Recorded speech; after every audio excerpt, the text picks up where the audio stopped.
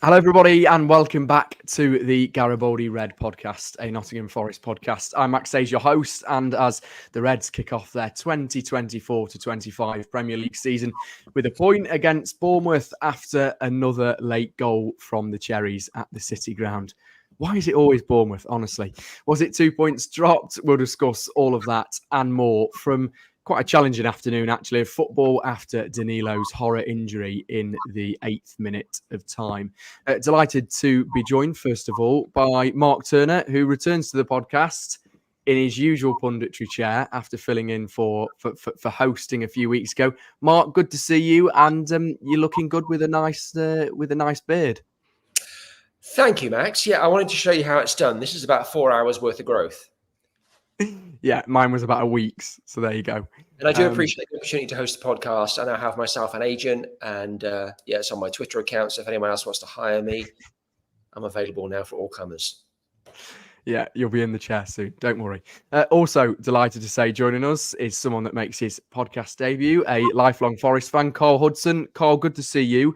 Both you and Mark are over in the pond, so a US edition of the podcast. But how are you? How did you did you enjoy watching Forest this weekend? All good, mate. Really nice to be here, breaking my duck or 8 duck. It was nice. It was nice for football to be back. Truthfully, again, just really, really excited. Trying to spread the word in our home new town here in Chicago of Nottingham Forest. But no, it was good. Just a shame we couldn't get the 3 points over the line. Yeah, it was real shame that Forest couldn't do it. And well, let's start with that, actually. Mark, if you want to kick us off, really, about kind of really before we actually look at summarising the game and what we all thought of it, just kind of how difficult and challenging it was to see Danilo, a horrible injury for such a young, talented player. And, it's been recently reported that it's not as bad as maybe it looked initially, but still pretty awful, and a break to the ankle. Just, I suppose, how difficult is that to watch it from a football fan's point of view, and also for the players to continue after as well, Mark? Yeah, it really made your stomach drop, didn't it? I don't know what it was like in the stadium, but watching it on TV, yeah, it makes you feel sick. And you could see Morgan Gibbs-White's reaction. He was Johnny on the spot there, and clearly it was a very ugly injury. And you could see that in Morgan Gibbs-White's reaction. And I mentioned several times on this pod before, my amateur kickabouts. I play that position. I played midfield, and so and I actually experienced an ankle injury like that myself that had me out for about 6 months. Thankfully, the forecast for Danilo is far less. It looked pretty nasty at the time, but subsequent reports suggest he could be back within a couple of months, which would be fantastic. I think one of the things that really made it difficult, Max, was hearing the comments after the match, particularly from Nuno, talking about Danilo and kind of his impact at the club, not just as a player, but as a person, how he's always smiling, he's always good energy, great to have around. And so, yeah, I mean, you don't want to see that happen to any player in Garibaldi. But I think it hurts particularly with Danilo. So obviously sending him all the best, and hope that sort of 6 to 8 week forecast that we've subsequently heard is accurate, and we see him back out at the City Ground here soon. Yeah, no, definitely. And yeah, totally echo what you just said, and fingers crossed we see him soon at the City Ground. Karl, I mean, were you surprised that Forest actually scored quite soon after? Because it must have been really challenging for the players to have to deal with that. And it does kind of shape the game, doesn't it, going forward? It's a bit of an odd one when something like that happens. Yeah, I mean, it took me back to years ago when,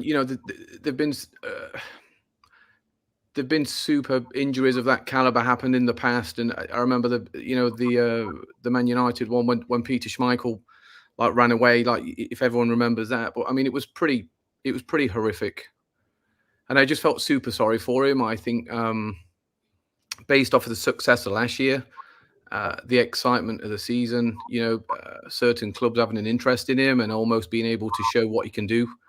So I felt super sorry for him, but I feel like Ryan Yates came on. He totally stepped up and obviously got the assist for the goal. But I think mentally, I mean, I've never seen anything like that, in the front.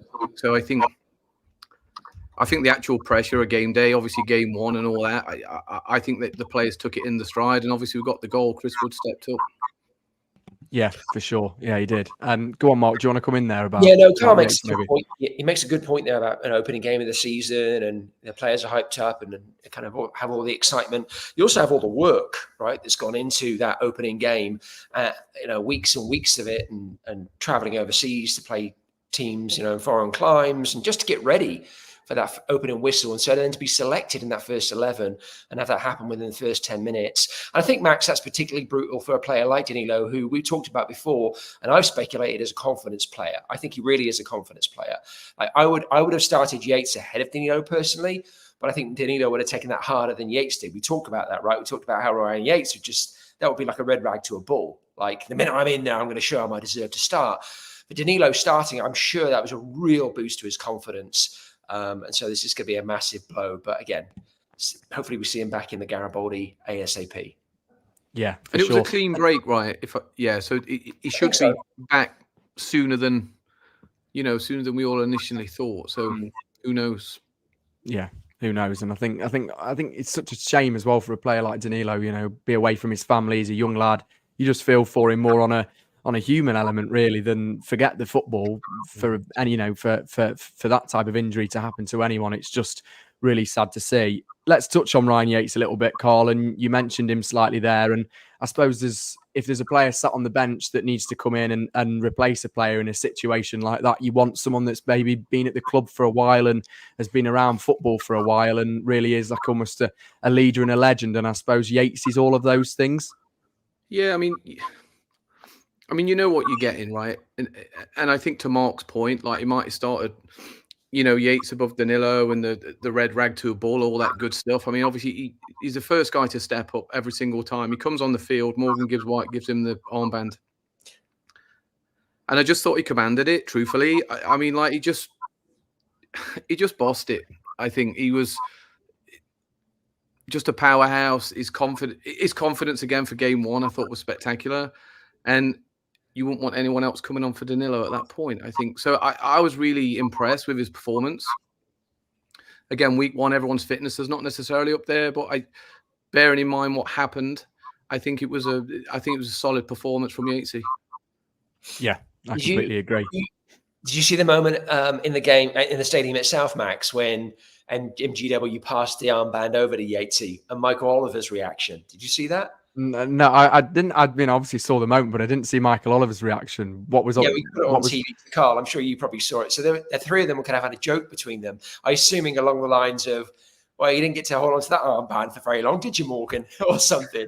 They were having a good chuckle, the three of them. So that was quite nice to see.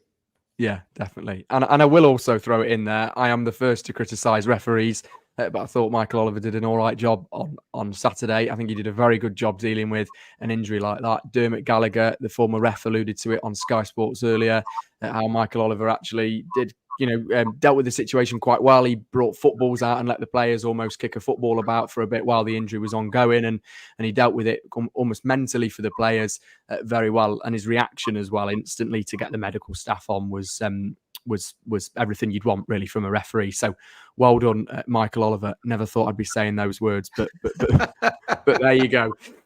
Right, let's chat about the performance on a whole, really. And for me, up until the goal, a particularly positive first half. Chris Wood doing what he does again, right place, right time. 14 goals last season. Mark, he's surely got to, keep going. He'll add to those. And I thought really first off, Forest came out well. And to say that sometimes it's hard after pre-season, you don't know whether the players will be at it completely. It's difficult, often that players, it can be one of those. We were talking to Robbie about it in the podcast last week, where players can have a great pre-season and then it comes out on the first game and it kind of all goes wrong. But it certainly didn't first off, and Forest played well. Yeah, I mean, I think until the Danilo injury, the two teams seemed relatively evenly matched. I wouldn't say that, one particularly got a grip of the game more than the other. And weirdly enough, after the Danilo injury, Forest did kind of take over a little bit and, of course, scored the goal shortly thereafter. And I thought we're pretty strong for the remainder of the first half. Second half, similar pattern, other than I think Bournemouth with the team on the ascendancy. I think, again, beginning of the second half, pretty evenly matched, but as the game wore on, and perhaps influenced by a couple of injury-related subs, maybe, that Nuno wasn't anticipating having to make, Forest did seem to be a little bit on the slide. So I don't think the Bournemouth goal, as frustrating as it was completely unexpected. And honestly, in balance, probably a fair result. And I'm going to try not to be a homer here by suggesting that actually I think Bournemouth probably overall had the better of it. So I think to come away with a point on the opening day of the season, yes, I know it's at home, that's annoying, but I think Forest have to be happy with that imbalance despite the fact they conceded late on. Yeah. Carl, do you agree there? You think that it was maybe still a good point, or would you say it was maybe 2 points dropped? I mean, I think it's a bit of both, truthfully. I will, again, a point at home. You know, I know we love our undefeated to talk about how we're usually undefeated at home. So in that regard, we started the season off in a positive way.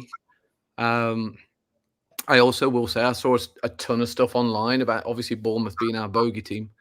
And again, I think to finally stop that rot, if you will,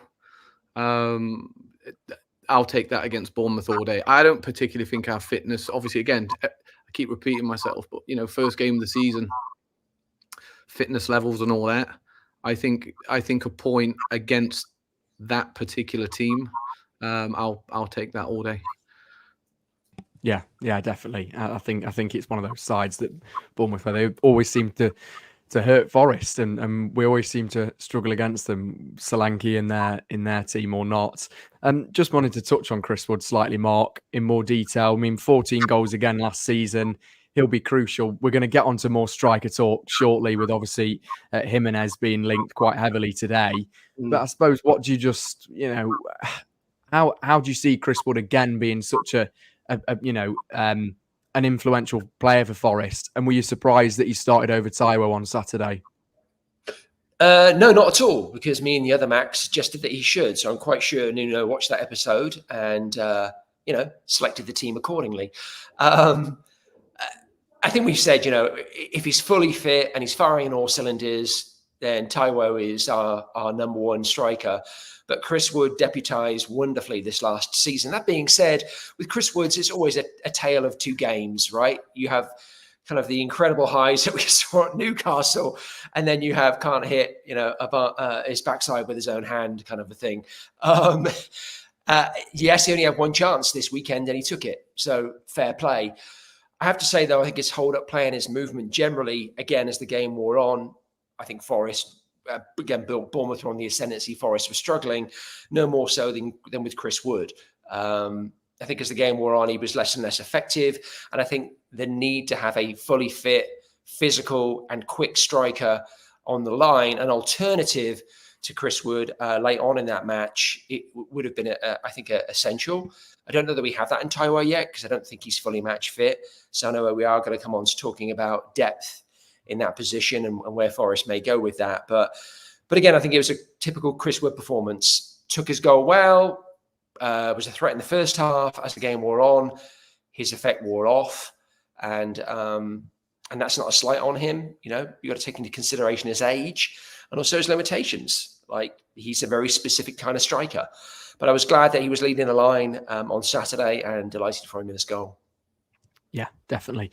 Some comments on Facebook from some Forest fans. Kieran says Wood scored, but the rest of the game he was awful. He doesn't hold up the ball well enough, bringing players in. The ball just bounces off him every time. Mark says they just need to play 90 minutes and not switch off at 70 minutes. If only it was as easy as that. Yeah, I think we all agree. It was almost similar to last season with Forest in that switching off phase, shall we say. And actually, let me ask you though, do you think the subs had an impact on that? Because there did seem to be at least a couple of subs that Nuno had to make that he wasn't intending on making. Yeah, I think they did. Talking of substitutions, I was actually really disappointed that, apart from Elliot Anderson, I was shocked that Jota Silva didn't get a run in, especially when Callum Hudson-Odoi came off. Yeah, I just thought that maybe Nuno would have given him a debut, but he sees stuff on the training pitch that that us that talk about Forest most weeks don't. I think Anderson had a good game still. I thought he looked bright, but I think there's still a long way to go for him. And it's difficult when he's coming onto the pitch, right, in that area of the game, in that closing phase of the game. It's very challenging, I think, for a player to instantly make an impact. You're shaking your head, Mark. Jude, you disagree? I'd be interested to see what Karl thinks. I thought Anderson looked sharp in moments, but he was kind of a bit of a bull in the china shop. I quite liked that, though. It's okay. Yeah, nothing wrong with that. I mean, let's just say, from what I saw, he was not lacking confidence, and I quite like that. I think it's a fine line between confidence and a bull in a china shop, or headless chicken. I'm super excited to see what he brings. I when he came on, I was super happy. A bit like what you guys were saying. Like, I was hoping to see more of the signings, but again, I'm putting it down to levels of fitness at this stage of the season. But I'm excited to see where Anderson goes for sure. Yeah, I am. We'll kind of maybe touch on it later on in the podcast, but I just wanted to talk about, particularly after the few comments, obviously, that we just read out about almost Forest struggling to see out games and switching off at 70 minutes. And it can be the story, of last season, and hopefully it doesn't become the story of this season.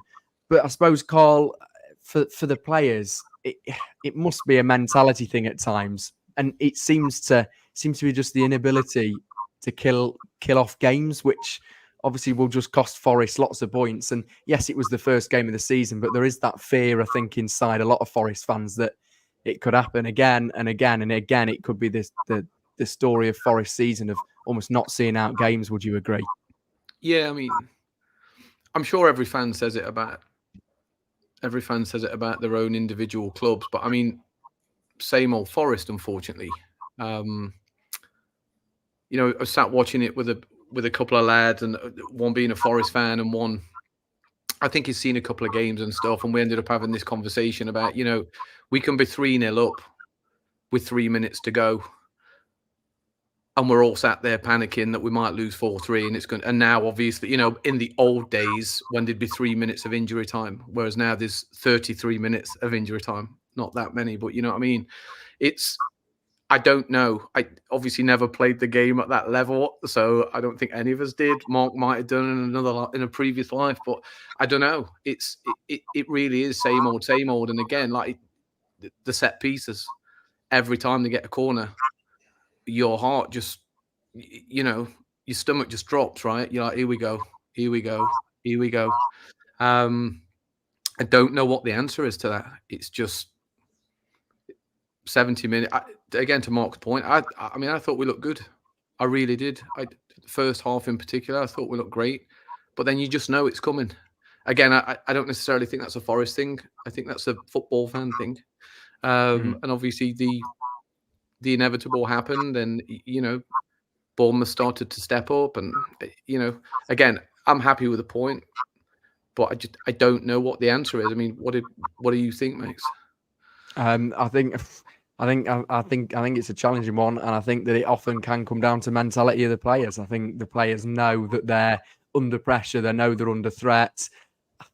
Maybe it is a mentality thing, but then, in fairness to Bournemouth, they played very well at times. Bournemouth weren't mugs at all during that game, and had so many chances. They had obviously a goal, ruled out from VAR. So as Mark said earlier, it was almost inevitable that goal coming. You just didn't know when it was, and and also it just always seems to happen with Bournemouth in that corner at the away end. I just had this vision watching it from the main stand where I just knew that cross came into the box, and I knew it was going to end up in the back of the net. And I think a lot of Forest fans around me did, and it's just frustrating. And especially when the Bournemouth fans were singing Nottingham Forest, it's happened again. Mark, I mean, but it is annoying, isn't it? Yeah, I mean, it is, but balance in all things. I would summarize our performance as encouraging without being convincing, and I think that's okay in game one. I saw some comments online that, Forest's starting 11 hasn't really changed, and so why should we expect a different outcome? And I just think that's really nearsighted. I think Nuno's had a little bit of time to work with the players. Here it comes, Max. Here it comes on your bingo card. There's more cohesion in the team. Again, I think it was encouraging without being wholly convincing, but it's the first game. We drew against a team who beat us at the City Ground last season.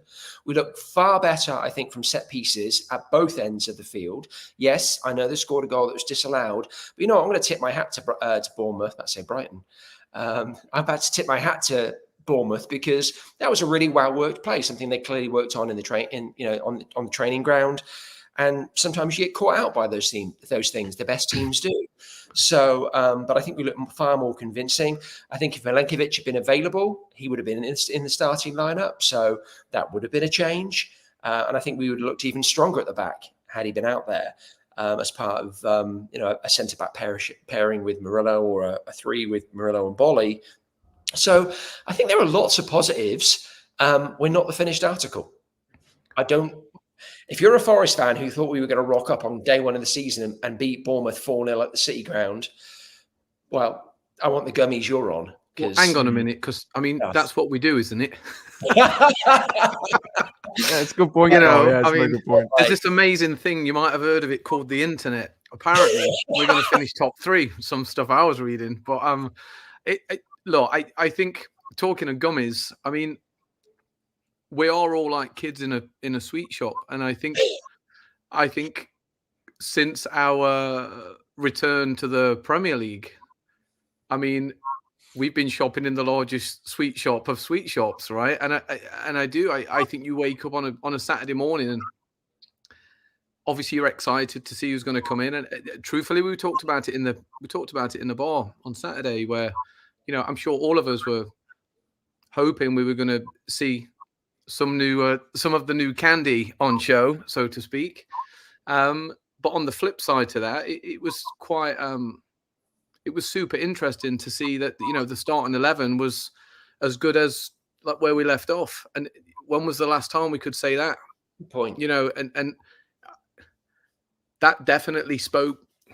I don't know. I thought that was a solid message about the players that we've had on the team. Again, obviously, looking forward to this season, not in the rearview mirror of last season, but I thought that was super interesting, and that just kind of spoke volumes to me. So I was excited when, we're all sitting there waiting for the subs to come on, like who's it going to be? Obviously, the Yates sub was forced. But I think the next couple of weeks, again, get that fitness up and just start to see the new guys and what they're going to bring to the team. So, again, I'll take it. Yeah, Mark, I saw some comments online, and some people said it was quite Cooper-esque in particular, that second half performance, or for the last 20 minutes. What would you say to that? Because it did remind me a little bit, to be totally honest, of Steve Cooper. It was almost that sitting back, and you knew it was going to happen. We're talking about that goal being inevitable, and it was. And yet Forest sat back rather than going and getting another to kill off the game. I'm going to give you a perfect politician answer here, and I'm going to swerve the question directly, and instead come at it from the side, because I don't want to talk about Steve Cooper. I think I get frustrated because I think there's too many among us who have very short memories. And if you want to talk about Steve Cooper, are we talking about Steve Cooper the last 3 months of his reign at Forest? Are we talking about Steve Cooper the first season at Forest? It was horses for courses in terms of the way he set his teams up and in the results he got. So I'm going to dodge that altogether and just say again, we're not. I'm going to come back to my summary of the match, which is encouraging without being convincing. And I'm going to look at that through the lens of one player. Look at Morgan Gibbs-White. Morgan Gibbs-White was busy. He was out there harrying people. He was a great number 8 again, up and down, box to box. And yet much of what he tried to execute didn't come off. And if you were watching him, I was watching him like a hawk in that second half in particular. I was kind of doing an MGW cam almost. And, he was trying some very sophisticated things, but even kind of the more rudimentary things, connecting passes just really weren't happening for him. And he's a great player, and 3 or 4 games from now, those things are going to connect. and suddenly Forest are going to turn those passes into opportunities, or maybe even goals. But it wasn't quite clicking for him. His passing wasn't quite in calibration. The space was there as well, like just to echo on that. I think particularly, obviously, as we were looking at it on the TV down that left-hand side, just a lot of kind of, as I would refer to it, tip tap, and we were wide open on that far side. Yeah, and he was trying to make those links. He was trying to swing it was getting intercepted, or didn't quite have the distance or the weight. Another example is Nico Williams. Nico Williams, Max and I talked about this a lot, probably one of the best players last season for us.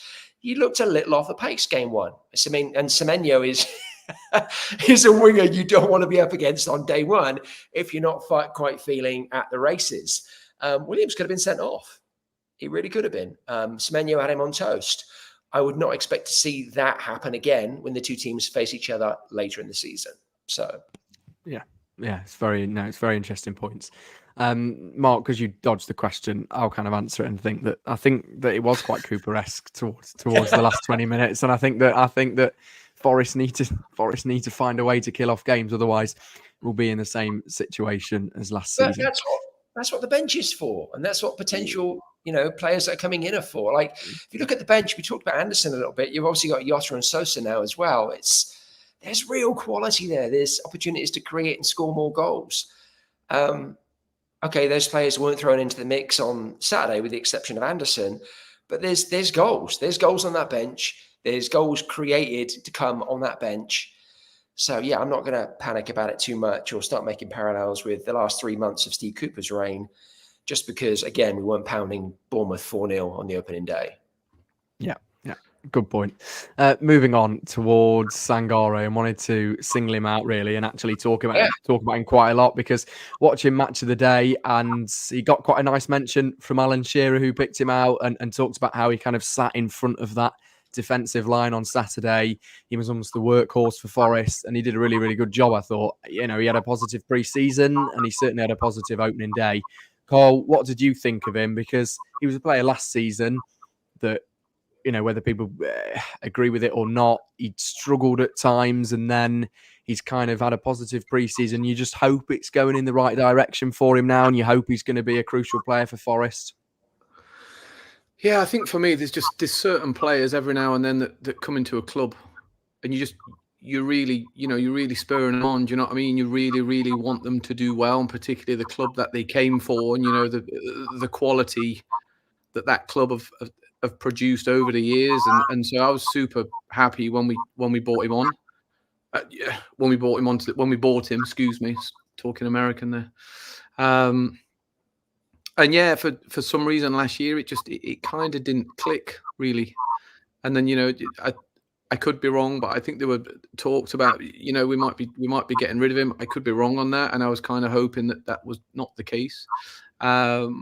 Did not see any of the pre-season games, but obviously read up online and stuff, and pretty encouraging from what I read. So hoping he was going to hit the ground running for this season, and I thought he played well. I think that what they said on Match of the Day about him was pretty spot on.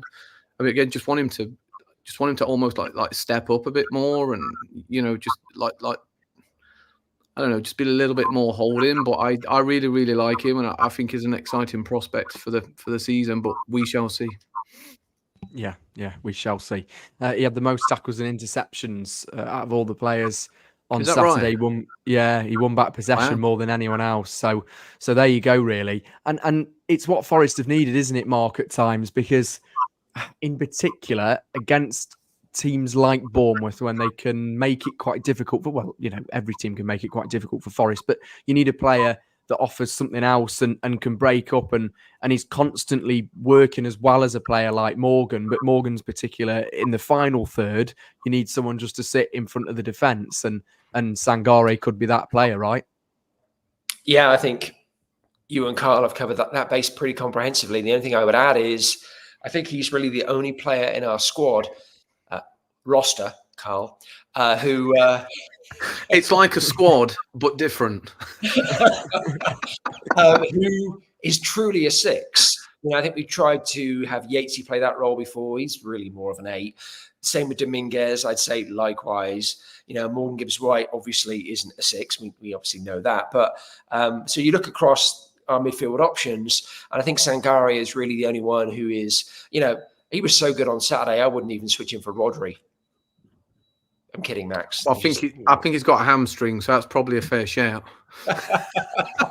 No, obviously going OTT there. But no, I thought he had a really good performance. And I'm really glad of it too, because I was going head-to-head with Max on one of those earlier podcasts where we were talking about the starting 11. And I think he had Danilo and Yates in there, and I had Sangaré and Yates. And I just thought we'd seen enough in the season. And to what Karl said earlier, we know that there was some extenuating circumstances last year that meant we didn't see the best of Sangaré. There's no doubt he's a quality player, and I'm glad we started to see evidence of that this last weekend. Yeah, I agree. And I think that as well as players like Anderson, he could, we could see more of him. I mean, it's a bit of an interesting one, just staying on that mark quickly. And I know that we've talked about it, talking about predicting lineups and things like that. There was a lot of talk whether Yates and Sangaré could work together, but when Yates came on, there was kind of no sign of issues between the pair of them. I mean, yeah. I never had those concerns. Clearly, I put them in my starting 11, so I felt that would work, and it did.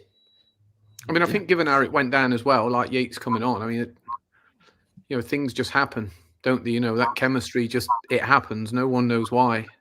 And again, I think it just worked. Will it work? Will it work next week? Time will tell. But I think in that moment, again, going back to that like player mentality, and given obviously why Yates came on when he did, it just worked. So let's see.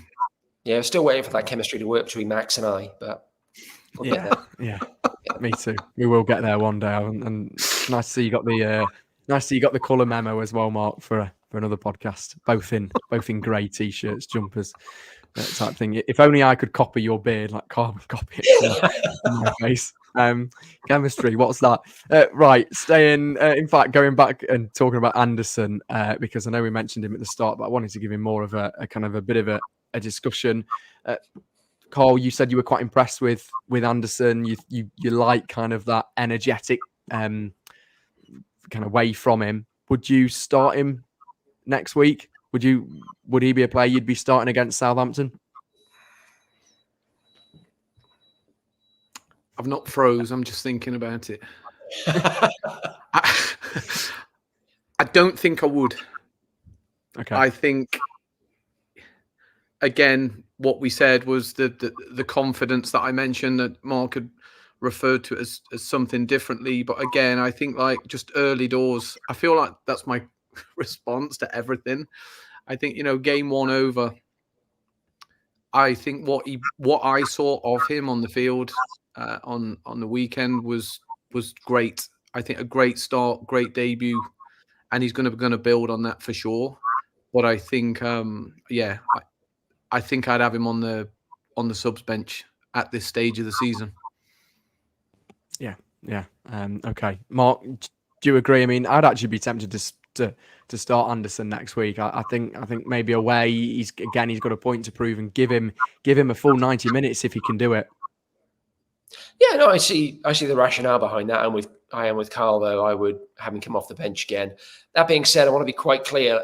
I kind of refer to him as a bull in the china shop. I think over-enthusiastic puppy would be maybe another appropriate description. But there's no doubt he has quality. I am not dismissing him. I am not one of those crazy fans who determines a player's entire Forest career based on the first 20 minutes of their time in a Garibaldi shirt. So I think he brings something different to the party. I like the look of him a lot. I like his directness, I like his physicality. So yeah, absolutely excited to see what he does this season. Don't think I'd start him in the next game though. Got you. Right, let's touch on some links today with Forest, kind of just to close, really. I think we've kind of covered a lot from the games, and as Karl's been alluding to, it is game week 1. We shall see next week, and as the season progresses. Do we say that, or is that just me being American? Sorry. What game week 1? Game week 1. Do we say that? I think so. I think I said it before. Okay, I mean, if you well, say it, Max, you probably need to try saying it with an American accent. So Yeah. I'm not gonna. I think I'm not gonna embarrass myself any further, so I'll pass on that. But I appreciate the offer. And I won't try it either. Right, let's look at the player that Forest have heavily been linked with, which is the striker from Fenoid. It's always a funny one, that. It is Feyenoord, I'd Santiago say. Feyenoord, innit? Feyenoord. I don't know. Oh, there we go. That's my American accent. Feyenoord. Three different pronunciations covering the basis for all of our listeners and viewers. There you go. There we go. Santiago Jimenez. And he's a player that has been linked with many other clubs, not just Forest, but Forest seem to be leading the race, shall we say. They've already submitted one bid, which is in the region of around 25 million, which reportedly has been rejected, but it's expected, according to media reports in South America, that Forest will go in for him again. Mark, you have a little bit of inside info on Jimenez, don't you, from someone that has followed him quite closely? I do, yeah. So I'm good friends with a journo over here, this side of the pond, a gentleman by the name of Arch Bell. Folks can check him out on Twitter at ARCHBELL. Really, really good guy. I mean, again, legitimate journo. I work with him side by side with him in the press box at Austin FC. But his area of expertise really is CONCACAF, so everything Central and South America. I actually asked him both about Sosa, who obviously we just confirmed the signing of, and he was paraded around at the City Ground pre-game on Saturday, so I can give you some insight there if you'd like. But I reached out to him previously regarding Jimenez. He said probably Mexico's best striker now. By Mexico, he obviously means the men's national team. Good movement, decent hold-up play, good pedigree. His dad is Chaco Jimenez, who won a bunch of titles in Mexico and CONCACAF. He said, I like Santi. Now we know to refer to him as Santi Max, so we'll have to butcher his name moving forward. I think he would relish playing in the Premier League. And a couple of things I'd add to that is in watching some footage on Santi, he seems predominantly left-footed, and he does seem very strong in the air, which, despite his size, we don't see a whole lot from Chris Wood. Now, to be fair to Wood, I don't think we have wingers who are necessarily looking to get to the byline and get crosses into the box. If you look at, Alanga and you look at Cho, they're wingers who are looking more to come inside and either get the shot on or the give and go, right? So maybe we'll see a change in our style here. Maybe we'll see them being encouraged to get to the byline and whip balls in there for Santi to get his head on. I did also check in with another colleague of mine out here, Hernan, who runs the Top Flight podcast, which is the premier podcast covering Austin FC. He's Mexican. And so I asked, his family are of Mexican descent. And so I asked him a little bit about Santi, and his feedback was very similar to Archie's. The other thing he said additionally is that he's really struggled on the international stage. He is Mexico's best striker, but he's really kind of struggled to find his feet and score goals. Not so domestically. Well, obviously, he's been prolific. Clearly, we don't care about what he does for the Mexican national team. He's already got, I think, 4 or 5 goals in the opening 3 games this season. He scored 2 in the Johan Cruyff Trophy, which is essentially our community shield, and then bagged another brace again this past weekend in a 5-1 victory, I want to say. So he started the season strongly. Yeah, he has, and it'll be a player. I think it'd be a big coup if Forest can get him right. He's a bit of a name. It would be big money, and as you've said, he's Mexican's best striker. So for Forest to get him and for him to play in the Premier League would be a good move. There is only so much we can talk about a player that we don't know much about. However, Karl, in terms of striker, and if Forest are moving forward this season, we can't just have Chris Wood and Taiwo, can we? We need somebody else to provide those goals. We need something else for sure. I mean, obviously Chris Wood took the goal.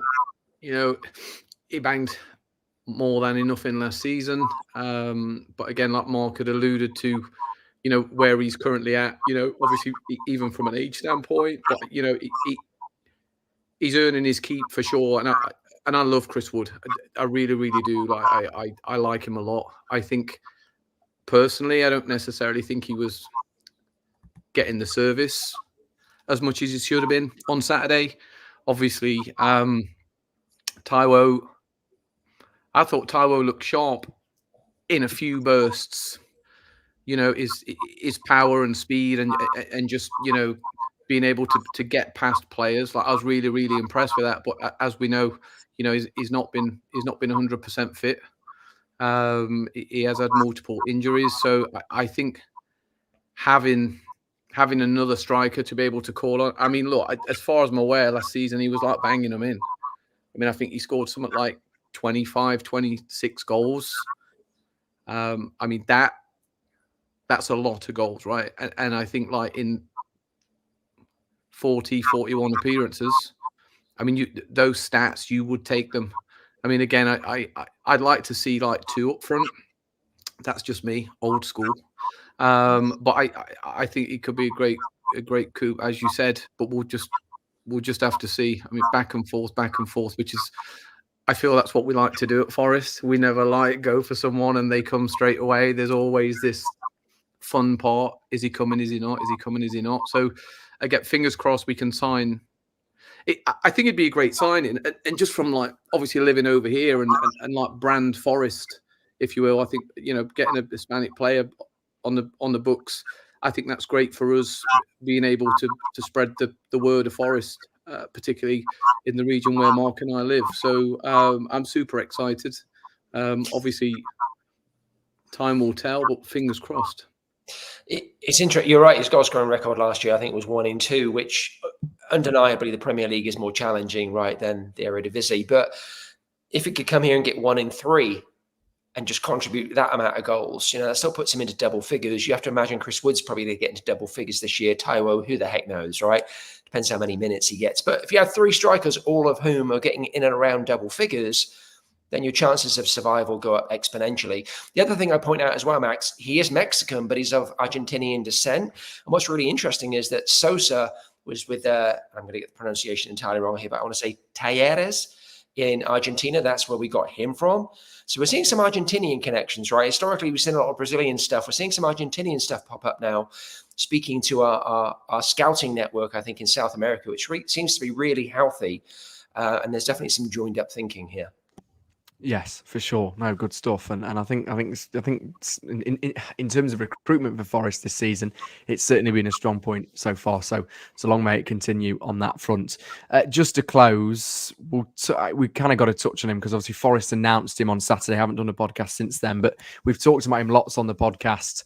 Mark, maybe just your thoughts quickly on Raymond Sosa. And it was quite funny, actually, when we had Graham Bailey on the transfer journalist. He said the pronunciation from me of Raymond was very Midlands-like. So Raymond Sosa. I was just about to say that. I'm like, why don't you go the whole hog and just call him Raymond?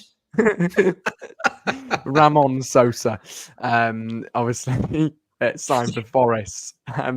What do you make of the signing, and can you see him playing straight away against Southampton, or do you expect him to start on the bench, Mark?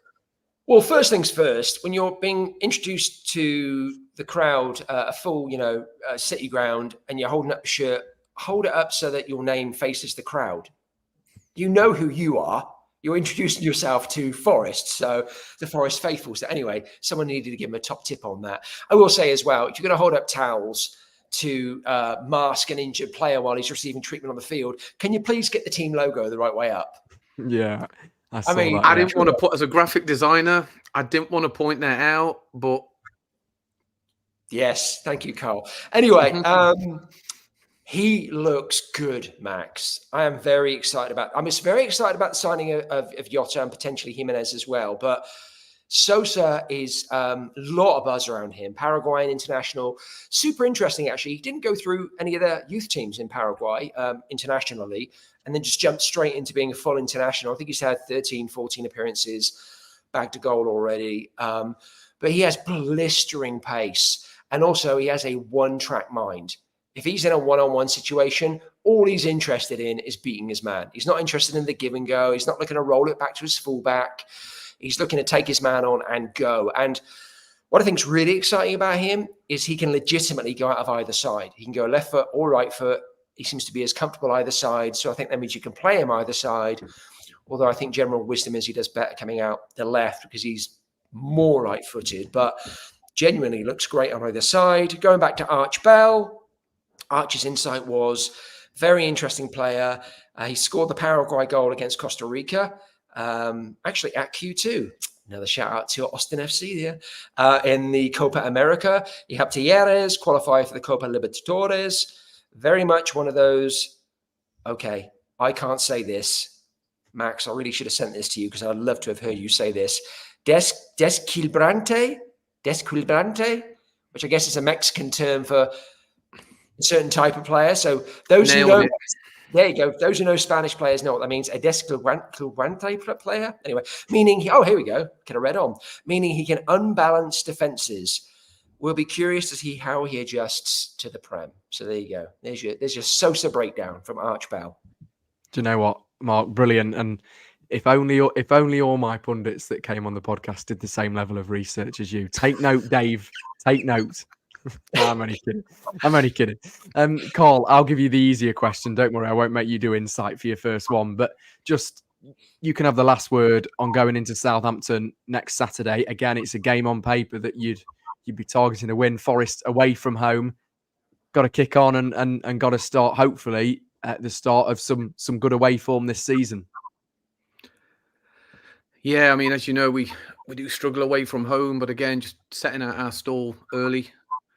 I'd just love to see us go just dominate, literally just turn up, dominate, grab a 2-0 win. Hopefully we can defend against set pieces. Hopefully we can park the bus if need to be. But, the stuff that we talked about earlier, not being able to protect these leads, etc. Just want to see the tides turn a little bit. And it's in them. I genuinely believe it's in them, but they're just not there yet. So hopefully they're going to work on that this week and we'll see. But I'm going to go 2-0 first away game win. So don't put your money on what I said. Yeah, I'm not. But yeah, there we go. Positive end to the podcast. And you never know, Forest could get their first away win of the season. Hopefully we're talking about it next week. Wouldn't that be nice? Right, I think that does us nicely. We've covered a lot of stuff because there's a lot to talk about. So thank you both for joining. We'll be back this week with lots more stuff. We'll keep you updated, especially if Jimenez signs, and I'm going to go and work on my pronunciations probably as well this week. That is my job tonight because I've let myself down in that area. But Mark, thank you as ever for joining us, mate. You're so welcome. And for what it's worth, 1-0 Forest. We have form away at Southampton. 1-0 Forest. We will take that. Karl, thank you. I hope you enjoyed your podcast debut and you've enjoyed it. Come back soon. I hope we haven't put you off forever. Perfect. No, thanks so much. Really appreciate the opportunity to hang out with you guys and give you some of my personal insights. So thanks so much. Really appreciate it. Good stuff. Good. If you've enjoyed this episode of Garibaldi Red, give us a like, share, and subscribe on YouTube. Follow us across Spotify and Apple Podcasts. We will see you very, very soon. Come on, you Reds.